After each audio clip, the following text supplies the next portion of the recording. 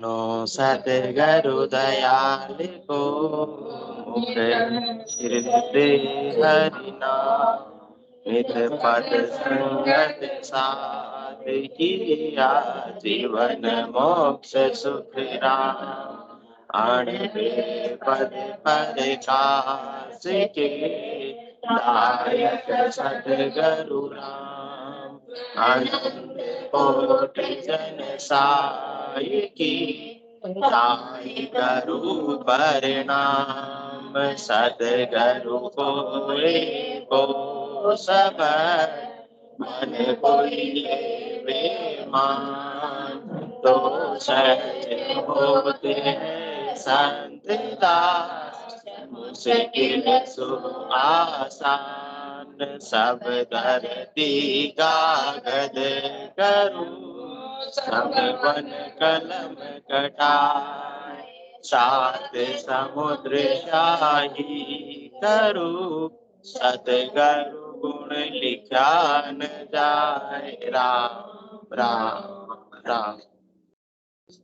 सभी को राम अनंत श्री सदगुरु सुखराम जी महाराज की अनबे वाणी हरजस पदराग जोग तन्ना श्री 18 प्रारंभ हो रहा है।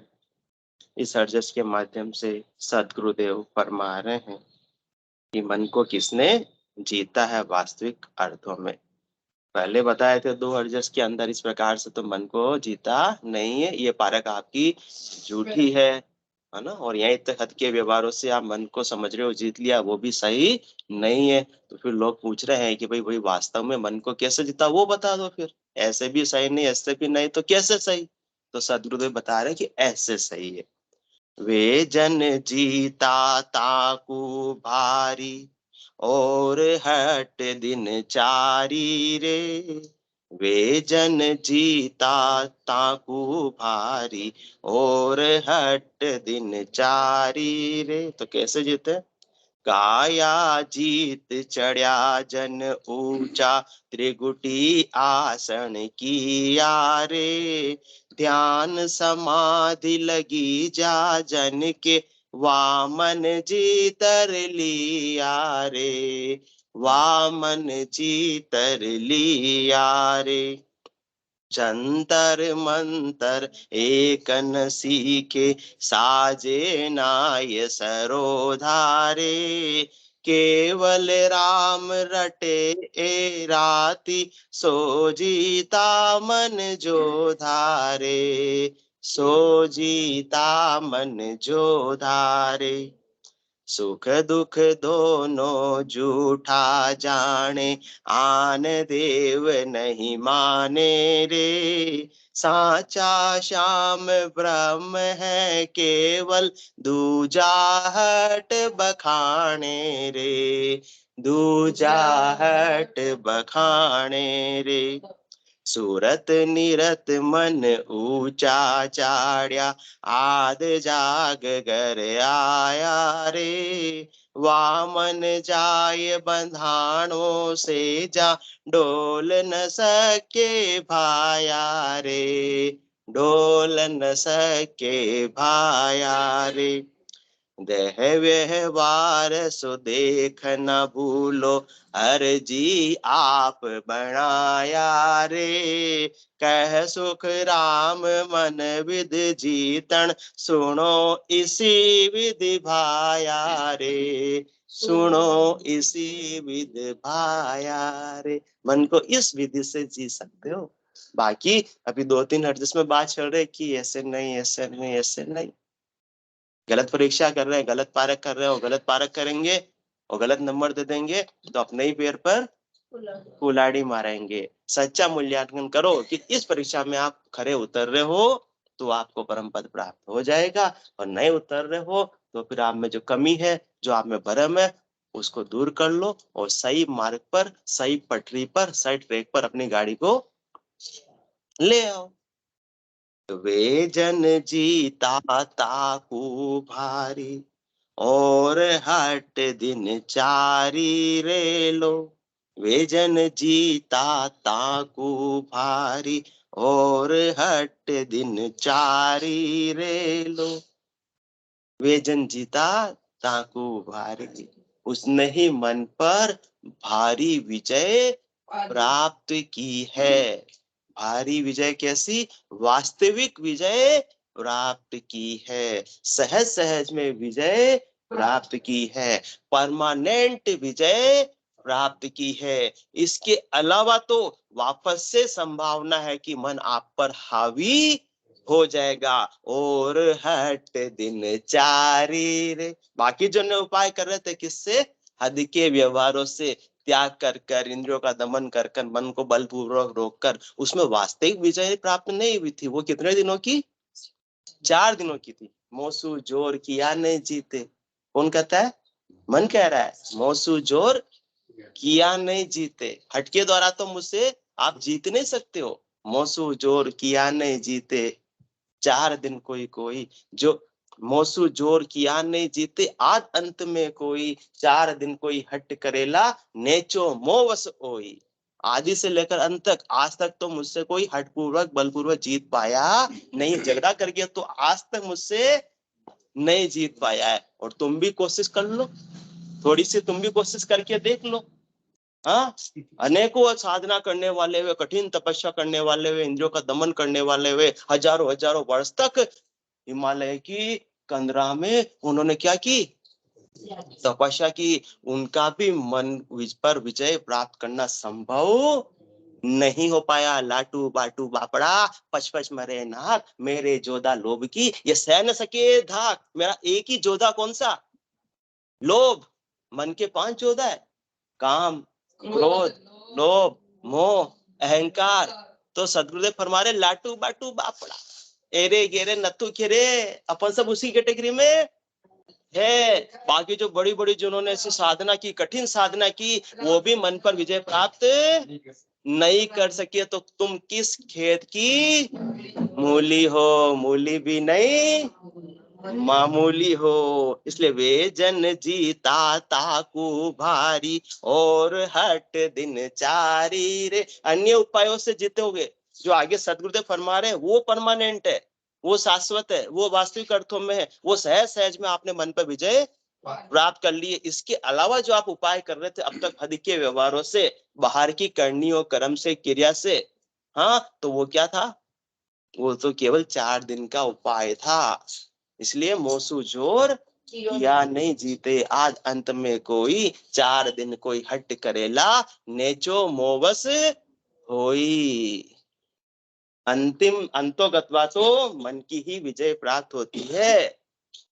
बाहर की करनी से, हद के व्यवहारों से, इंद्रियों का दमन करके अपने बल से मन पर विजय प्राप्त नहीं कर सकते हैं। इसमें फालतू कोशिश करनी भी नहीं चाहिए। जो बड़ी बड़ी तपस्या की, कितनी बड़ी बड़ी तपस्या की, 1-2 साल की नहीं, सालों सालों की, सैकड़ों सालों की, हजारों सालों की, उनको भी इस मन ने पराजित कर दिया।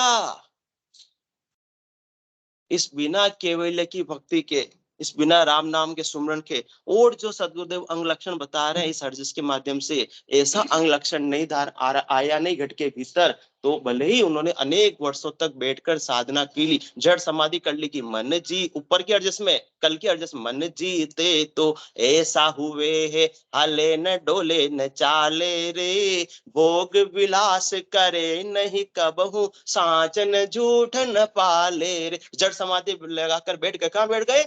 हिमालय की कंदराओं में बैठ गए। 1-2 वर्षों तक नहीं, सैकड़ों वर्षों तक, हजारों वर्षों तक बैठ गए। वो हाल भी नहीं रहे, चल भी नहीं रहे, डोल भी नहीं रहे, भोग विलास भी नहीं कर रहे, और झूठ सास तो बोलना कुछ बोल ही नहीं रहे, बस ध्यान लगाकर बैठ गए। तो उन्होंने भी वास्तविक अर्थों में मन पर विजय प्राप्त नहीं की। उनकी भी क्या है ये? वे जन जीता ताकू भारी, और हट दिन चारी रे। उनकी जब परीक्षा करते हैं, परीक्षा लेते हैं, तो उसमें वो उत्तीर्ण होते हैं या अनुत्तीर्ण? वो अनुत्तीर्ण हो जाते हैं। कौन लेते हैं परीक्षा? देवता भी ऐसे साधक की परीक्षा लेते हैं। तो कबीर साहब ने भी ये जो अंग लक्षण अनंत श्री सदगुरु सुखराम जी महाराज फरमा रहे, ये सारे अंग लक्षण किनके बने?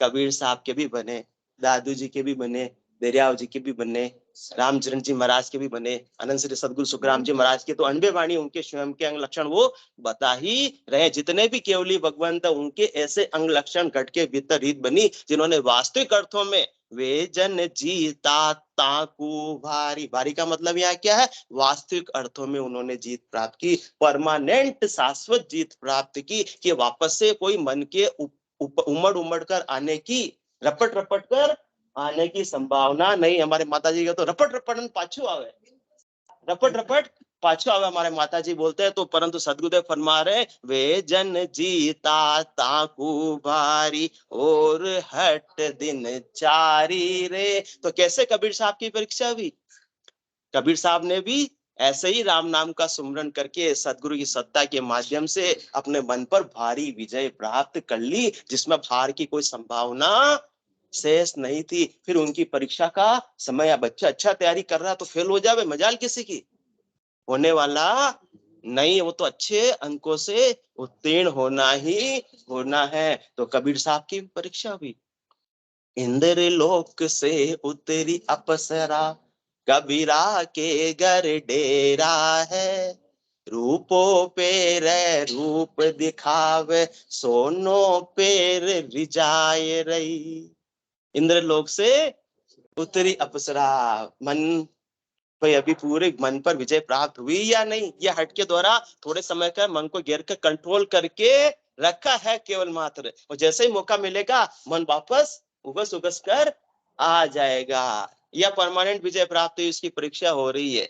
इंद्र लोक से उतरी अप्सरा कबीरा के घर डेरा है, रूपो पेर रूप दिखावे सोनो पेर रिजाए रही। रूपा क्या सोनी जी, सोनी जी से ही पूछेंगे, हाँ चांदी, और सोनो पेर रिजाए रही। और हमारे पास वाले आंटी जी बोलेंगे रूपा सोना तो छोड़ो, अब तो रियल डायमंड। अब पापा जी का अठीना या का साथ में हमेशा से कपड़ा को काम तो बना तो कुछ ही बस वाला कोई एक ही सीधी कोई बोलते तो रूपो पेर रूप दिखावे सोनो पेर रिजाए रही। तो ये किसकी बात हो रही है, तन श्रृंगार की बात हो रही है। आज यदि अपन तन श्रृंगार में लगे हुए कि मुझे दूसरों के सामने अच्छा लगना, अच्छा लगना, अच्छा लगना है, तो फिर तो और हट दिन चारी रे, मन पर विजय प्राप्त नहीं हुई है। वे जन जीता ताकू भारी, इसका तो फिर दिव्या स्वाद, तन श्रृंगार और इंद्रिया भोग से आसक्ति हट जाती है। त्याग करने की बात नहीं हो रही, सहज वृत्ति में साधक आ जाता है। अप्राप्त की इच्छा नहीं, प्राप्त का तिरस्कार नहीं, केस नख नहीं सूदरे जीभ स्वाद नहीं कोई, ये लक्षण सुखराम का परा भक्त जा होय। केस नख नहीं सूदरे मतलब फिर आंटी जी अजमेरा साहब ब्यूटी पार्लर फिर जाते नहीं है, सहज सहज के अंदर जैसा है वैसा काम कर लेते। केस नख नहीं सूदरे मतलब विशेष प्रकार से तन श्रृंगार की आवश्यकता फिर उस साधक को रहती नहीं, रहते हैं व्यवस्थित रूप से। ऐसे नहीं कि बाबा जी बनकर रहेंगे, अस्त व्यस्त रहेंगे, परंतु तन श्रृंगार की आसक्ति समाप्त हो जाती है। केस नख नहीं सूदरे जीभ स्वाद नहीं कोई, अन्य जल की काया है, अन्य जल तो देना ही पड़ेगा, परंतु फिर जीव्या स्वाद के लिए नहीं। आज तो मुझे रसगुल्ले चाहिए, सर्दी है तो क्या बनना चाहिए अजमेरा साहब, गाजर का हलवा बनना ही चाहिए। बन गया तो आरोग्य लिया, नहीं बना तो कोई खास वाली बात नहीं है। त्यागना भी नहीं है और पकड़ना भी नहीं है, उसने अपने मन को जीत लिया है। कोई कहते हम गाजर का हलवा नहीं खाते, इसका मतलब तो फिर वो और हट दिन चारी, वो तो हट कर रहा है, सहज वृत्ति में आया नहीं है। इसकी पारक बता रहे, केस नख नहीं सूद्रे जीभ स्वाद नहीं कोई, ये अंग सुराम का परा भक्त जा हो, जिसको तन श्रृंगार जीव्या साध और इंद्रिया भोग की कोई विशेष आसक्ति नहीं रहती है, सहज वृत्ति के अंदर जो आ जाता है, इसको त्यागता भी नहीं, उसको पकड़ता भी नहीं है, उसने सच्चे अर्थों में मन को जीता है। तो इंद्र लोक से उत्तरी अप्सरा कबीरा के घर डेरा है, रूपो पेर रूप दिखावे सोनो पेर रिजाए रही।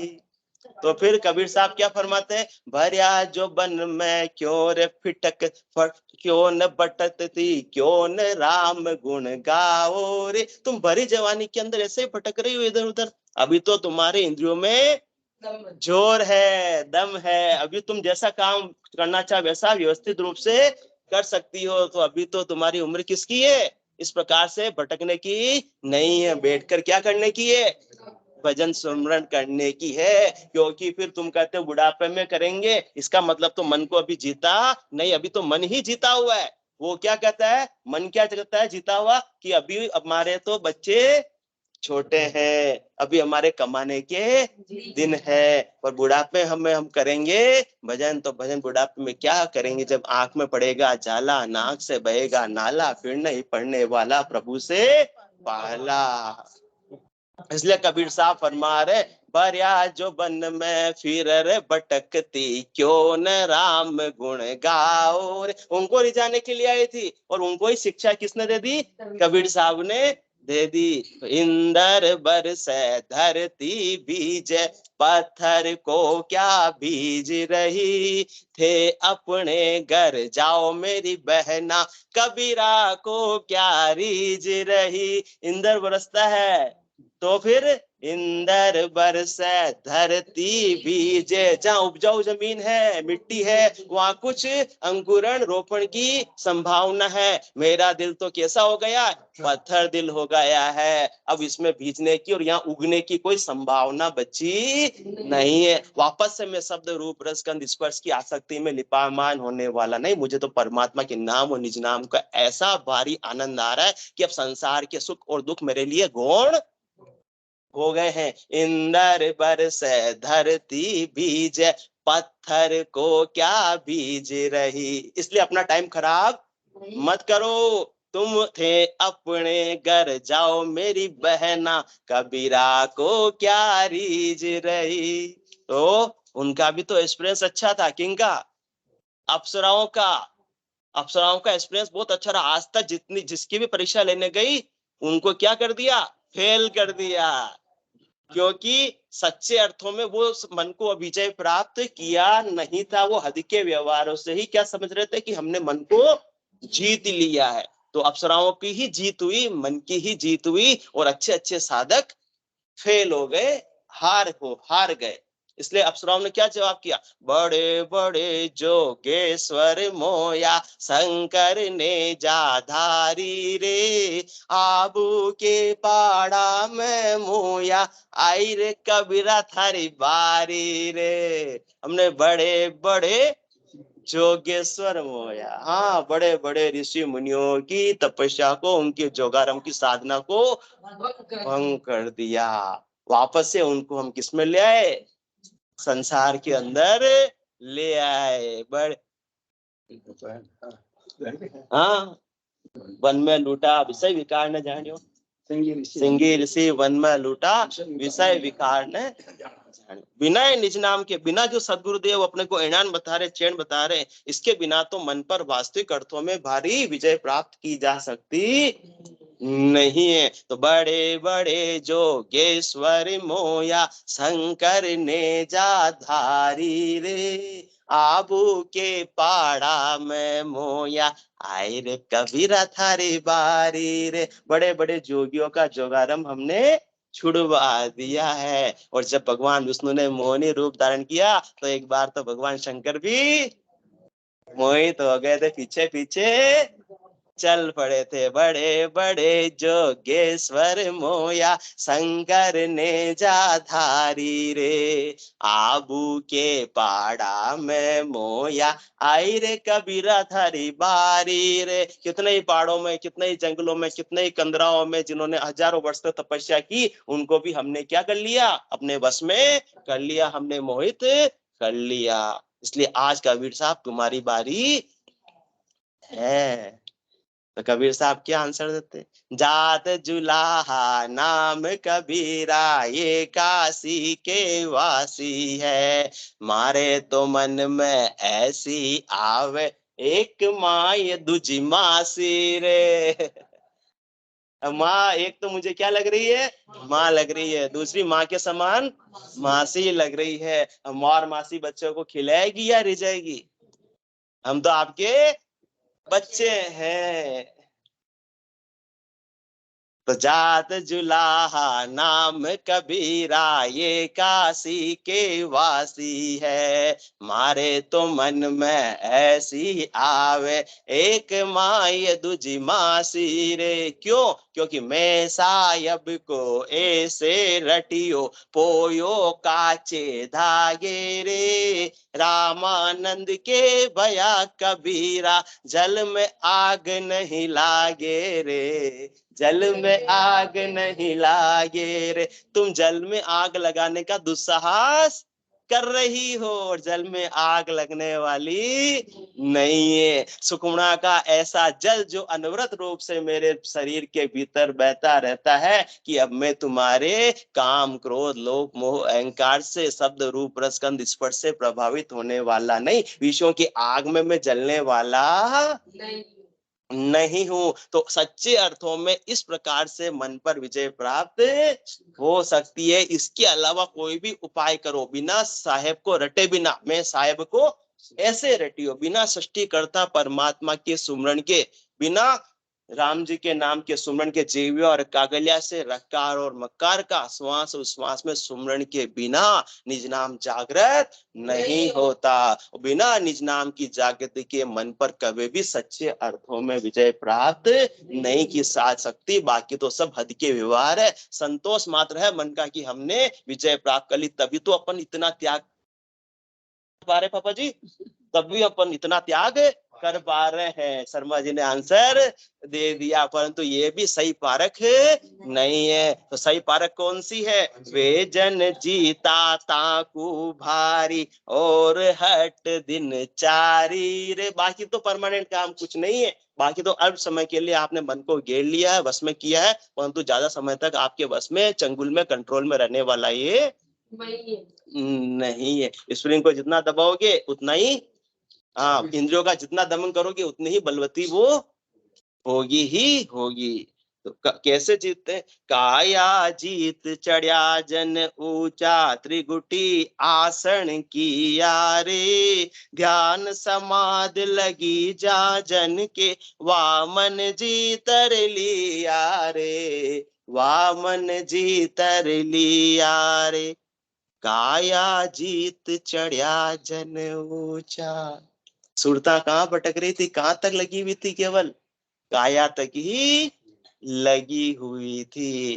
तो काया का ही उपाय कर रही थी। तो काया को सुख देना, वो काया से सुख लेना, यहीं तक सुरता सीमित थी। तो काया को अब क्या कर लिया? जीत लिया। किस प्रकार से जीत लिया? जैसे ही साधक की सुरता निज नाम के माध्यम से पूरब के 6 और पश्चिम के 6 कमलों का छेदन करती हुई कहाँ आ गई? त्रिकुटी के अंदर आ गई। त्रिकुटी मतलब तीसरी कुटी। पहले कहाँ थी? पिंड में थी, खंड में थी। अब उसकी सुरता कहाँ लग गई? ब्रह्मांड में लग गई है। ब्रह्मांड में परमात्मा के निज नाम का आनंद ले रही है। शब्द की जो गुंजार हो रही है, उसका आनंद लेने में सुरता गर्काब हो गई है। तो अब काया के सुखों की अब आसक्ति उसकी अपने आप ही छूट गई, उसको छोड़ने की आवश्यकता नहीं पड़ी। देहाध्यास उसका इसके माध्यम से छूट गया। क्या करना? उपराम हो जाना। जिस प्रकार मैं जग में रहूं तो ऐसे रहूं, जो जल में कमल का फूल रहे, उससे अलग हो गया, उससे उपराम हो गया। ऐसा नहीं कि जल का त्याग कर दिया, रहना संसार में, आसन मेरा गगन मंडल में रहूं जगत के माही, मेरे को मेरा जन जाने ओरा को गम नाही। देह से तो संसार में ही है, जगत का भी व्यवहार कर रहे हैं, परंतु सुरता, अपना ध्यान, अपनी वृत्ति कहाँ लगी हुई है? परमात्मा में लगी हुई है। लिव लागे टूटे नहीं, उठ बैठ कर काम, प्रेम बकत सुखराम कह वाह बख्शी सतराम। तो काया जीत चढ़िया जन ऊंचा, कहाँ आसन किया? त्रिगुटी आसन किया रे। ध्यान समाध लगी जा जन के, वामन जी तर लिया रे। जिसके इस प्रकार से ध्यान समाधि लग गई। समाधि किसको कहते हैं मेरा साहब? जो कोई मर जाते हैं फिर उसकी वो बना देते हैं वहां पर, वो बना देते हैं ना कि इनकी समाधि है, हाँ मकबरा जो भी बना देते हैं उसको समाधि। वो तो समाधि एक बाहर का व्यवहार मात्र है। असली समाधि कौन सी? ध्यान समाधि लगी जा जन की। समाधि किसको कहते हैं? जो योग का अंतिम चरण है, जो साधना का अंतिम चरण, जिसके लिए अपन साधना कर रहे हैं कि मन को आत्मा में अवस्थित कर लेना, मन को परमात्मा में अवस्थित कर लेना। मन कहाँ लग रहा था? संसार में लग रहा था, शब्द में, रूप में, रस में, गंध में, स्पर्श में। अब वो भीतर आ गया, घर के अंदर आ गया। शैतान बच्चा था, बाहर की दौड़ लगा रहा था, परंतु वो कहाँ गया? घर में आ गया। किसके माध्यम से आ गया? सुमरण के माध्यम से आ गया। ऐसी ध्यान समाधि लग गई कि मन भी अब आत्मा का अंदर अवस्थित हो गया, परमात्मा के नाम और निज नाम में अवस्थित हो गया। तो सच्चे अर्थों में मन की दौड़ रुक गई, मन की भागम भाग रुक गई, मन पर विजय प्राप्त हो गई। और समाधि किसको कहते हैं? समाधि का संधि विच्छेद करें तो सम प्लस धी। सम का मतलब होता है समान, और धी मतलब बुद्धि। जिसकी बुद्धि ऐसी स्टेज पर पहुंच जावे कि वो समानता के स्तर पर आ जावे, सबको समान रूप से देखने लगे, किसी में अंतर नहीं करे, तो मन भी कहाँ अवस्थित हो गया? परमात्मा में, आत्मा में। आत्मा किसका अंश है? परमात्मा का ही अंश है। जो बाहर में था वो आत्मा और परमात्मा में अवस्थित हो गया। बुद्धि भी जो तुलना कर रही थी, और तुलना की वजह से ही सुख दुख का अनुभव होता है। किसी के पास में 1000 रुपए है और अपने पास में 500 रुपए, तो क्या होता है? दुख का अनुभव होता है। और अपन 1500 रुपए रोज के कमाने लग गए तो सुख का अनुभव होने लगता है। तुलना, जबकि तुलना किसकी हो रही है? जड़ पदार्थों की ही तुलना हो सकती है। तुलना शरीर की हो सकती है, शरीर में भिन्नता हो सकती है, जड़ संपत्ति में भिन्नता हो सकती है। आत्मा तो सबकी एक है, समान है। जिस दिन ऐसी सुमरण के माध्यम से बुद्धि भी समानता के स्तर पर आ जावे, कैसे आएगी? आत्म दृष्टि होने पर आएगी कि वो किसको देखेगी? आत्म दृष्टि से देखेगी। तुलना किसकी करेगी? आत्मा की करेगी। तो आत्मा की तुलना में तो सब क्या मिलेगा?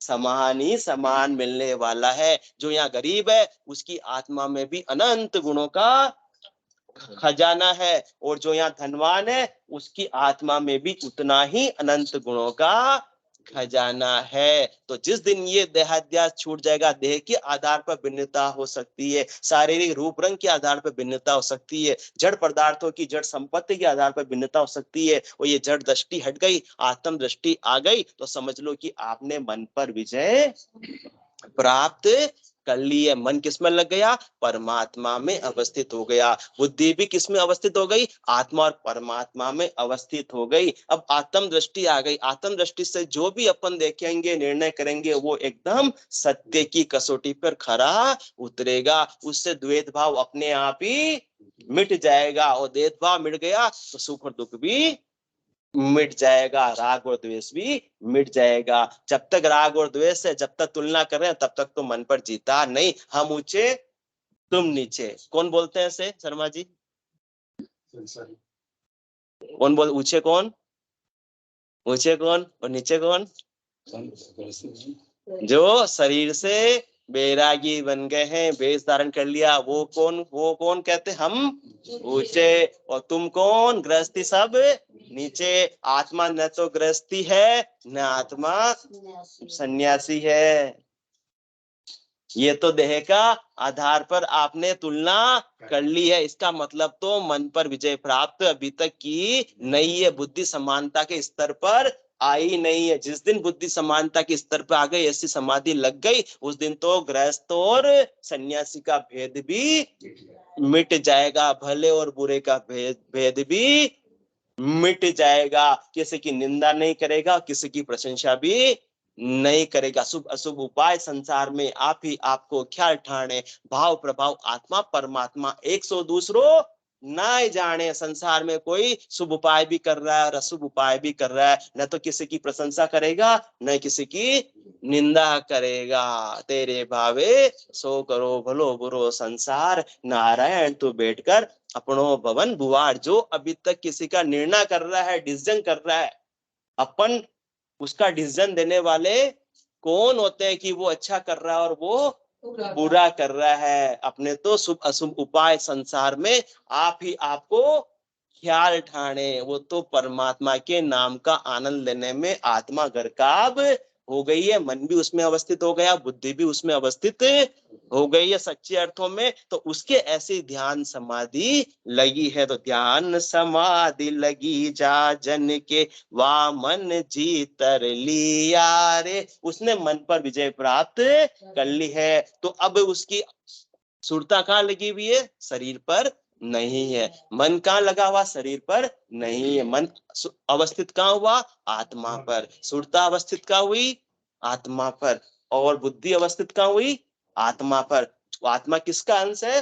परमात्मा पर। तीनों परमात्मा में स्थित हो गए तो सच्चे अर्थों में उन्होंने मन पर विजय प्राप्त कर ली। अब देह पर सुरता लगी भी नहीं है तो देह को ये करना, ये नहीं करना, ये खाना, ये नहीं खाना, ये पहनना, ये नहीं पहनना, वहां जाना, वहां नहीं जाना, अपने आप ही मिट जाएगा। जहां देहाध्यास है तब तक तो देह के उपाय कर रहे हैं, कुछ छोड़ने का और कुछ प्राप्त करने का देह के आधार पर। परंतु सुरता का स्थित हो गई, आत्मा में स्थित हो गई, बुद्धि स्थित आत्मा में हो गई, मन स्थित आत्मा में हो गया। तो उपाय अब किसका होगा? आत्मा को परमात्मा में मिलाने का एक ही उपाय होगा। अब सारे उपाय गौण हो गए सो अच्छी बात, नहीं हुए तो कोई खास वाली बात नहीं। इसके लिए रोना धोना बचेगा नहीं। करत अल्लाप कल्लाप हर काज रे, ताव सिर सहत सर्व सारा, ज्ञान में बात विचार सो सामले, नैण में नीर चवे छूट धारा। अब अल्लाप कल्लाप भी किसका करेंगे?